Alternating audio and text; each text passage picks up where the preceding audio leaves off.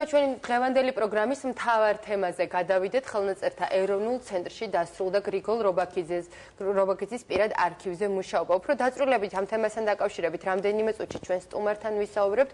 თუმცა ჯერ უნდა ვნახოთ ჩვენი ჟურნალისტის ანა მეძრიშვილის მიერ მომზადებული სიუჟეტი, რომელიც კიდევ ერთხელ გაგვახსენებს გრიგოლ რობაქიძეს. იგი აპროტესტებდა საბჭოთა კავშირის რეჟიმს. მათ ბელაც კი პრეისტორიულ ხვლიკს გაქვავებულ თავს უწოდებდა. მის უბედურ ბავშვობაზე, მამის არაქართულ ჯიშსა და უსახლკარობაზე მთელს ევროპაში ლაპარაკობდა. შესაბამისად, გასაკვირიც არ იყო, რომ საბჭოთა კავშირში გრიგოლ რობაქიძის შემოქმედებას დევნიდნენ და კრძალავდნენ. ამიტომ იძულებული გახდა თავისი ცხოვრება და მოღვაწეობა შორეულ გერმანიაში გაეგრძელებინა. ის იყო ადამიანი, რომლითაც ამაყობდნენ კიდევაც და ამავდროულად მისი სახელი იდევნებოდა. ადამიანი, რომლის შემოქმედება ან ძალიან უყვართ, ან მისთვის დამახასიათებელი წერის მანერა აღიზიანებთ. თუმცა მას, გრიგოლ რობაქიძეს, ყოველთვის ჯეროდა, რომ თვითონ იყო ქართული ხასიათისა და ბუნების ერთადერთი შემცნობი. რეპრესიების მსხვერპლი ქართველებში ხშირად მითიურ წარმოდგენებს იწვევდა. მის შემოქმედებას ჩუმად ავრცელებდნენ და კითხულობდნენ. აკრძალული ხილის გასინჯვის შანს ხელიდან არავინ უშვებდა, მაგრამ მისი წერის განსაკუთრებული სტილი ბევრს აბნევდა, ზოგს აღიზიანებდა და ზოგიც აღტაცებაში მოჰყავდა. ბუნებრივია, ყოველი ერი ძალიან იამაყებდა ნობელის პრემიის ნომინაციაზე წარდგენილი მწერლის არსებობით. სხვა შორის იმიტაცია მაყებდა, რაც კულისებში ხდებოდა, ანუ როგორ არ მიენიჭა გრიგოლ რობაქიძეს ნობელის პრემია. მისი შემოქმედება ძალიან საინტერესოა, როგორც მე-20 საუკუნის დასაწყისის ქართული ეროვნული მწერლობის თვალსაზრისით, ასევე როგორც შემდგომ უკვე ემიგრაციაში შექმნილი ლიტერატურული ტექსტები. თუმცა აქვე მინდა გითხრათ, რომ ის როცა გერმანიაში წავიდა, ის არ ყოფილა როგორც ჩვეულებრივი ემიგრანტი. მას ევროპელი მკითხველი უკვე იცნობდა. ჩუმი, ჩაკეტილი, მელანქოლიური, ასეთი ვიყავი ბავშვობაში. შეუცნობელ არსში ჩადირულს მეჩვენებოდა, თითქოს რაღაცას ვიხსენებდი. ვინმე რომ შემოჭრილიყო მაშინ ჩემს ბავშვურ ცნობიერებაში, ნამდვილად ერთ შეკვრა ამნეზიას იპოვიდა. წერდა თავის ერთ-ერთ წერილში გრიგოლ რობაქიძე. წერლის შემოქმედებაში საკმაოდ საინტერესო ადგილი მის პირად მიმოწერას უჭირავს. მისი ცხოვრების დეტალები, რასაც ის თავის ახლობლებს უზიარებდა და შემოქმედება ერთად თავმოყრილი უკვე ხელნაწერთა ეროვნულ ცენტრში ინახება. ჩვენთან არის პრინციპი ასეთი, რომ არქივის სრულადობა არ ირღვევა. ანუ აქ არის თლიანად მოღვაწის არქივი, დაწყებული ბიოგრაფიული მასალებიდან, გაგრძელებული შემოქმედებითი მასალით და დასრულებული მიმოწერით, ფოტოებით და ასე შემდეგ. და რასაკვირველია, ამას უზარმაზარი მნიშვნელობა აქვს, იმიტომ რომ ისტორიის აღდგენისათვის, ამა თუ იმ მოღვაწის და თლიანად იმ ეპოქის აღდგენისათვის არქივს ძალიან დიდი მნიშვნელობა აქვს, იმიტომ რომ იქ ჩანს მისი ძალიან ბევრი ისეთი დამოკიდებულება, ისეთი საკითხისადმი, რომელიც შეიძლება აი ოფიციალურ საბუთებში ვერ სადამოიკითხო. შეიძლება რომელიღაც წერილში უფრო მეტად გამოჩნდეს ადამიანის ხასიათი, სული და ასე შემდეგ, ვიდრე ნებისმიერ დაწყობილ ტომებად მის ოფიციალურ მიმოწერაში. და მათ შორის აი ერთ-ერთი არქივი, რომელსაც ძალიან დიდი მნიშვნელობა აქვს, რასაკვირველია ჩვენთვის, ეს არის დიდი ქართველი მწერლის გრიგოლ რობაქიძის პირადი არქივი. საქართველოს მასშტაბით გრიგოლ რობაქიძეს ცხოვრება მოღვაწეობის შესწავლა თუ გსურს ჩვენ ამ დოკუმენტებს და ამ მასალას ჩვენ გვერდს ვერ ავუქცევთ ვერანაირად.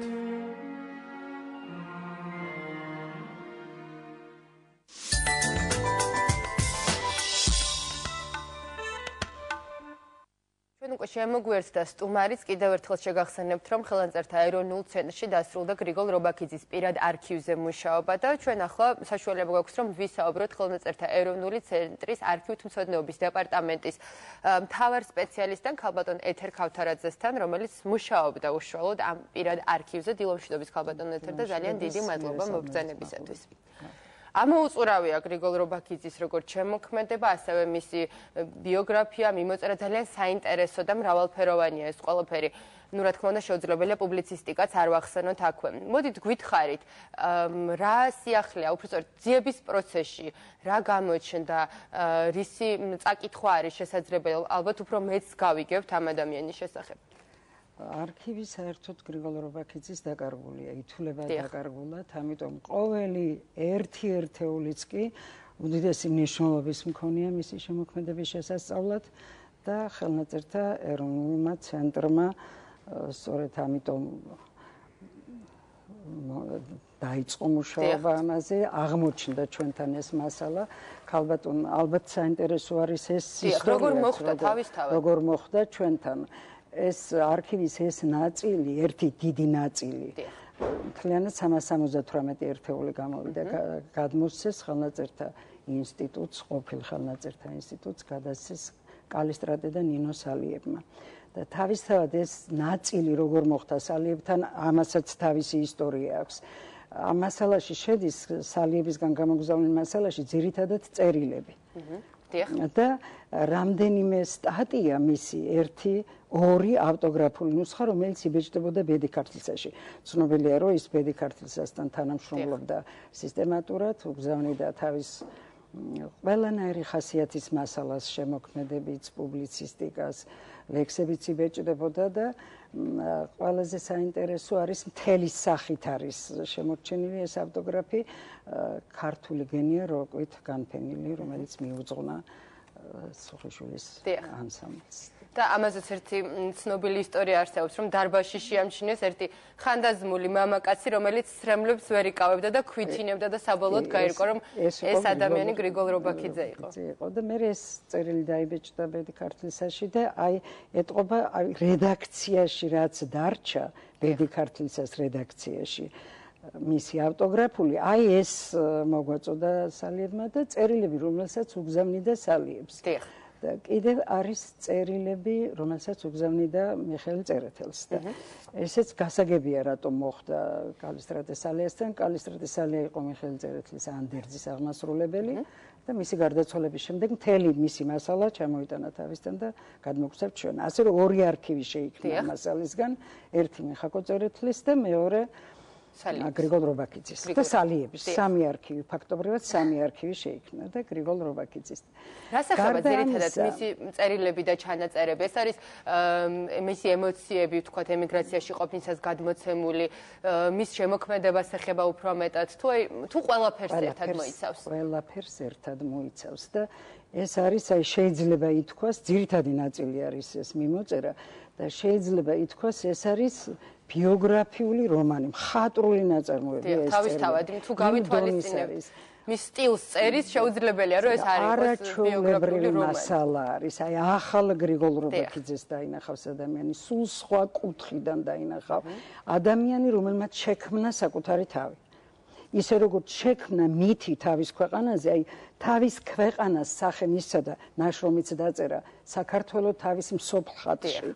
მთლიანობაში რა არის მწერლის მოვალეობა, რა არის საუკეთესო ამოიტანოს და სახე შექმნას, მართლა შექმნას ის რეალური სახე, რაც იქნება მისაბაძი, რაც იქნება რაღაც არსებობის საშუალება იქნება ადამიანისთვის, რომ მისი სულიერი განვითარების საშუალება გახდება. და ამას ახერხებდა ყოველთვის გრიგოლ რობაქიძე, არა მარტო თავისი ნაწარმოებებით, თავისი ცხოვრების წესით. რაც ძალიან კარგად ჩანს ამ წერილებში.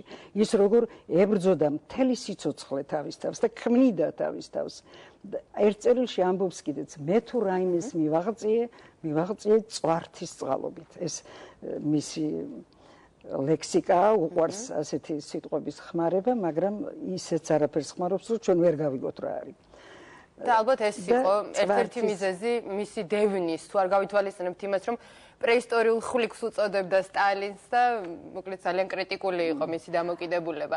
ძალიან რთული იყო მისი ცხოვრება ემიგრაციაში. თითქოს ყველაფერი კარგად უნდა ყოფილიყო, თუნდაც გერმანიაში ყოფნისას ის კითხულობდა ლექციებს, იბეჭდებოდა მისი ნამუშევრები, მაგრამ ძალიან რთული იყო მისი ცხოვრება. რთულესი იყო მისი ცხოვრება, რთული მხოლოდ არა, ძალიან რთული და ეს ძალიან კარგად ჩანს ამ წერილებიდან და მით უფრო საოცარია მისი სიძლიერე პიროვნული, მონოლითური პიროვნება იყო, რომელსაც არანაირ კომპრომისს არ დაუშვებდა და ვერანაირი გასაჭირი აზრს ვერაფერზე ვერ შეაცვლებინებდა.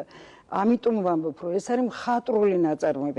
როგორ შეიძლება შეიქმნას პიროვნება, შეიქმნას ადამიანი. და ის გამგდმებით ამ ყოველდღიურობაში აკეთებდა ამას. მაგალითია იმისი, რომ არ შეიძლება ადამიანმა იფიქროს, მე უკვე სრულყავი ჩემი თავი. სრულყოფილება არ არსებობს, ეს არის პროცესი. რომელიც მიმდინარეობს ყოველ წუთში და აი ეს ამ წერილებიდან არაჩვეულებრივად ჩანს. წვართის საშუალებით კიდევ ვიმეორებს ამ აზრს. წვართის საშუალებით ადამიანს შეუძლია ყველაფრის მიღწევა, ყველაფრის გაკეთება შეუძლია. ანუ ის მოუწოდებს ადამიანებს ამეთი, რომ კონტროლის ქვეშ ყავდეს საკუთარი თავი და ღირსებაზე მაღლა არაფერი დგას გრიგოლ რობაქიძისთვის. მაღალ სულიერ ადამიანურ ღირებულებაზე მაღლა არასოდეს არაფერი არ დაუყენებია. იმ უმძიმესი გასაჭირის დროსაც ეკონომიური გულისხმობ, სხვას რო თავი დავანებოთ სულიერს, შემოქმედების ყველანაირ კრიზისს, თავის ბედს, პიროვნულ ბედს, ტრაგიკულს, აი მას მთელი სიცოცხლე არანაირი კომპრომისი არ დაუშვია. და ქალბატონო ეთერ, თუ გამოჩნდა ამ წერილებიდან, თუ გვაქვს საშუალება გავიგოთ ისეთი რამ მისი ბიოგრაფიიდან, რაც შესაძლოა აქამდე უცნობი იყო საზოგადოებისათვის. უმეტესობა ასეთი არის. მთლიანად. ამ მხრიდან ჩვენ არ ვიცნობდით გრიგოლ რობაქიძეს. ასე რომ ეს რო გამოვყოთ, ჩვენი ფორმატი არ გვეყოფა ეს დღევანდელი ფორმატი. თუ არის რაიმე ესეთი განსაკუთრებით მნიშვნელოვანი, რაც უნდა იცოდეს როგორ მოხდა საზოგადოება. ის გერმანიიდან, რატომ წავიდა გერმანიიდან და როგორ მოხდა შვეიცარიაში? აუცილებელი იყო მისი წასვლა მას აი ჰიტლერზე გამოქვეყნებული მუსოლინზე გამოქვეყნებული ნაშრომის შემდეგ მას ფაქტობრივად აღარ დაედგომებოდა გერმანიაში. აი ამ წერილებიდან მაგალითად ირკვევა ვინ გაიყვანა ის. აქამდე იყო ცნობილი, რომ გაიყვანა ერთმა ქართველმა ემიგრანტმა. ეს ქართველი ემიგრანტი ამ მიმოწერის მიხედვით აღმოჩნდა ხარიტონ შავიშვილი, რომელიც მოღვაწეობდა ჟენევაში და მან გაიყვანა გრიგოლ რობაქიძის ოჯახი გერმანიიდან. ეს იყო მაშინ ძალიან სახიფათო. და პირველ წერილებში არც წერს, პირველ ხანებში არც წერს გრიგოლ რობაქიძე ვინ გაიყვანა, იმიტომ რომ უფრთხილდებოდა მას თავისთავად. და შემდეგ უკვე ბოლო წლებში როცა ამ ჩაიერა ამ ტალღამ, მერე უკვე ერთ-ერთ წერილში ნათქვამია რომ ის გაიყვანა ხარიტონ შავიშვილმა. აი ასეთი უმძიმესი ცხოვრება ჰქონდა. მთელი სიცოცხლე იყო ლტოლვილის სტატუსით. მას არ მიუღია არც ერთი ქვეყნის დაქვემდებარებაში არ შესულა. და ლტოლვილის რაღაც უმწეო შემწეობით ცხოვრობდა და ამას იღებდა ჟენევაში, სანამ მეუღლე კარგად იყო, მეუღლე მუშაობდა და ეს იყო მათი შემოსავალი. უმძიმესი გიორგი გამყრელიძის ემიგრანტი ქართველი პოეტი არის, რომელთანაც ურთიერთობა ჰქონდა, წერილობითი ურთიერთობაც ჰქონდა და ის ყოველ წერილში უდებს $5. მდგომარეობა, აი როგორი ადვილი წარმოსადგენია მისი ეკონომიკური მდგომარეობა, რომ $5 წერილში უდევს, ის ამისთვის დაუსრულებელ მადლობებს უხდის. შემდეგ კონფლიქტი მოხდა გიორგი გამყრელიძესა და გრიგოლ რობაქიძეს შორის, სადაც გრიგოლ რობაქიძემ თავისი პიროვნული ღირსებების, თავისი შეხედულებების წინაშე რომ მართალი ყოფილიყო, სიმართლე თქვა. ხლა არ არის საჭირო იმ დეტალებზე ლაპარაკი, მაგრამ ამის შემდეგაც ის წერილს რო უგზავნის, ჯერ უხსნის, რომ ეს ასე უნდა გაეკეთებინა მას და არ იქნებოდა თავისი თავის წინაშე მართალი თუ ასე არ მოიქცეოდა, მერე წერს შენი ერთგული ძმა და მეგობარი. ესე იგი მისთვის არანაირი კონფლიქტი არ იყო ადამიანთან დაშორების საბაბი. და ამის შემდეგაც წერილებში ისევ დევს ეს $5. ეს საოცარი ფაქტი არის თავისთავად ადამიანური ურთიერთობების. ამ წერილებში ყველაზე საინტერესო ის არის, რომ ეს მთელი სიცოცხლე მარტოობაში გაატარა და მას ჰქონდა გამუდმებით დეფიციტი ურთიერთობის, ვერბალური ურთიერთობის დეფიციტი ჰქონდა და ამიტომ იყო მისთვის გამოსავალი ეს წერილები და წერილები არის საუბრის ტონით დაწერილი. აი ჩვენ რო ერთმანეთს რაღაცას ვეკითხებით 100 ხო გრძელდება. აი ეს 3 წერია იქა. ვინ არის თავისუფალი საბჭოეთში? კითხვის ნიშანი არავინ და თვითონ პასუხობს თავისუფლებას მუზიკით. საბჭოეთში 100 აი ის რამდენი აი ის ინტონაცია რასაც ჩვენ ლაპარაკის დროს ვიყენებთ ეს წერილობით არის გაკეთებული. შეგიძლია ამოიკითხო და აი და ისეთი ძალიან მძიმე სევდიანი მას ტოვებს განწყობილებას, რომ აი რა მდგომარეობაში იყო ადამიანი, რომ ქართულად ხო ვერავის ვერ ელაპარაკებოდა და აი ამ წერილებში ის საუბრობს. კი არ წერს, საუბრობს, ამიტომ არის ასეთი უშუალო და ასეთი საინტერესო. ალბათ იქნება იქ ნოსტალგია სამშობლოსი თავისთავად თუნდაც თუ გავითვალისწინებთ რომ მის ერთ-ერთ ჩანაწერში ის წერს თავისი ბავშვობის დროინდელ ერთ-ერთ ეპიზოდს იხსენებს, როდესაც ბიძამ და მამამ გაიტაცეს საავადმყოფოდ, როდესაც ის ტიფით იყო დაავადებული და ჩემს სახლს რომ მივუახლოვდი, გამოვჯანსაღდი და მას შემდეგ მშობლიური მიწის გოროხი ჩემთვის ასოცირდება სინჯან სახესთან და სიცოცხლესთან. ალბათ სევდიანია ის მოგონებები, რაც აკავშირებს სამშობლოს, სულ ოცნებობდა დაბრუნებაზე, თუმცა სამწუხაროდ ყველაფერს სხვანაირად წარიმართა. მის ფიზიკურ სიცოცხლეში არ გახდა შესაძლებელი. ეს არის ალბათ გამორჩეული პიროვნება, გამორჩეული ემიგრანტებს შორის, რომელსაც მარად თან დაყვებოდა თავისი სამშობლო. და ეს ყველა წერილში ამაზე ლაპარაკი და პასუხისმგებლობა, რომელიც მას ჰქონდა თავისი სამშობლოს წინაშე, ბოლომდე გაყვა და ვისაც წერს ყველა ადრესატს ელაპარაკება ამაზე. ყველა ადრესატთან ამაზე. ჩვენი ვალი სამშობლოს წინაშე. ჩვენ მიხაკო წერეთელთან გაგზავნილ წერილებში განსაკუთრებით მიხაკოს არაჩვეულებრივი მოწიწება ჰქონდა მიხაკოს მიმართ მას და აი ეს ყველაზე მეტად იხსნებოდა მასთან, რომ ეს სამშობლოზე ყველაზე მეტი ლაპარაკი მასთანა. ჩვენი საქმით ალბათ რაღაც პატარა გავაკეთეთ ჩვენი სამშობლოსთვის. ჩვენ სამშობლო არ გვაპატიებს ამას. აი გამუდმებით და ყველა წერილი, როცა ის კარგ შემართულ განწყობილებაზეა, ყველა წერილი მთავრდება მარჯის საქართველოს. ანუ გაუმარჯოს საქართველოს. მაგრამ ასეთი წერილებიც გვაქვს. შენი ერთგული საცოდავი გრიგოლი. აი ეს ფრაზა ეს მისგან ისეთი მოულოდნელია, სულ ისეთი შემოწმებული. ესეთი ძლიერი ადამიანისგან. უდიდესი დეპრესიის დროს დაწერილი წერილებია, მაგრამ ის მართავდა საკუთარ პიროვნებას, შეიძლება ითქვას და არასოდეს ღირებულებებზე უარი არ უთქვამს და ღირებულებები მისთვის იყო ყოველთვის წინა პლანზე. აი ეს მთელი ეს წერილი მე შემთხვევით არ ვთქვი, რომ იკითხება როგორც ბიოგრაფიული რომანი. აი პირველი როგორ არის ახალგაზრდობის დროინდელი წერილები, ეს არის წერილები ქეთევან ამირეჯიბთან. ეს იყო ძალიან დარბაისელი, სიმპათიური, განათლებული, არაჩვეულებრივი ადამიანი, რომელთანაც მეგობრობდა და 44 წერილი აღმოჩნდა მის დამი მიწერილი. ეს წერილები ქალბატონმა მზე ხალაშანიძემ გადასახალ ნაწერთა ინსტიტუტს, მისი მეუღლე იყო შვილიშვილი ქეთევან ამირეჯიბის. და აი მასთან ნათელი განწყობილება მაქვს, მზიური განწყობილება მაქვს, ვცხოვრობ აზრით და გრძნობით. აი სულ ასეთი ამაღლებული განწყობილებიდან როგორ სად მივიდა ადამიანი, მთელი ცხოვრება ადამიანის არის გადმოცემული ამ წერილებში. თქვენ გქვით რომ 400-მდე ექსპონატია, 318. გარდა აი ამ წერილებისა თუ არის რაიმე რაც არის დაცული მის პირად არქივში, რაც ეხება თქვათ, ხო, სწორედ ეს მინდა და მე. შემოქმედებითი არის, შემოქმედებითი მასალა არის, მაგრამ ძალიან მწირი. ის რაც დარჩა ბედი ქართლისას სარედაქციო არქივში. მხოლოდ ის. მისი პირადი არქივი არ არსებობს. ამიტომ აი ის მასალა. ეს არის რაზეც უკვე ვილაპარაკეთ, ქართული გენია რო უკვე განფენილი. დაიბეჭდა მისი ორი წერილი, ორი ლექსი წმინდა ნინოსადმი მიზღვნილი, რომელიც მან საინტერესოა იმითი, რომ მან გადააკეთა. ეს 19-20 წლებში დაწერილი ლექსებია, რომელიც დაიბეჭდა სანამ წავიდოდა იმიგრაციაში მანამდე თბილისში და აი ეს წერილები, ეს ლექსები მან გადააკეთა და ძალიან საინტერესო ვარიანტი მოგვცა. ახლა გამოვა მისი ლექსები და შევა ინტელექტი აკეთებს და შევა ეს განსხვავებული ვარიანტი.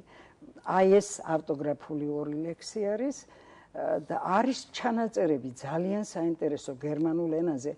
ეტყობა ეს რაღაც მარტო ის კი არ არის ლიტერატურიდან ამოღებული აზრი ამა თუ იმ საკითხზე, ბიბლიურ თემაზეც არის, მითოლოგიაზეც არის. აქ ჩანს, ახლა კარგად უნდა სპეციალისტმა უნდა შეისწავლოს კარგად, აქ ჩანს მისი აზრებიც, აი მის ტვინში გატარებულია აი ეს რაც არის, პატარ-პატარა ჩანაწერები არის, გერმანულენოვანი, არის მითოსი და ტექნიკა, ასეთი ესეც გერმანულენოვანია, ნაბეჭდია, ეს არ არის ავტოგრაფი, მაგრამ ავტოგრაფული მინაწერი აქვს რამდენიმე ბეჭდურს მისი ხელით მინაწერი გრიგოლ რობაქიძე.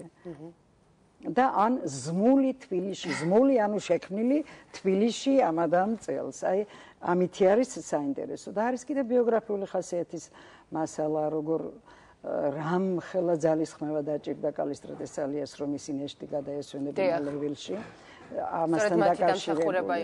ამასთან დაკავშირებული მასალები არის ლიდა რობაქიძის წერილები, რომელსაც უგზავნის სალიებს და მადლობას უხდის და საავტორო უფლებებს აძლევს და მინდობილობას უგზავნის ამასთან დაკავშირებით.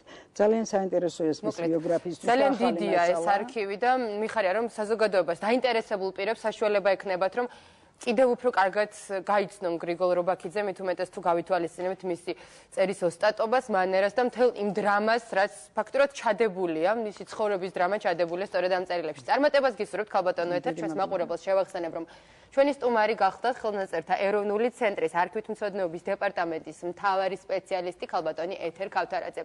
რეკლამის დრო ახლა ჩვენს პროგრამაში რამდენიმე წუთში დავბრუნდებით პირდაპირ ეთერში, დაგველოდეთ.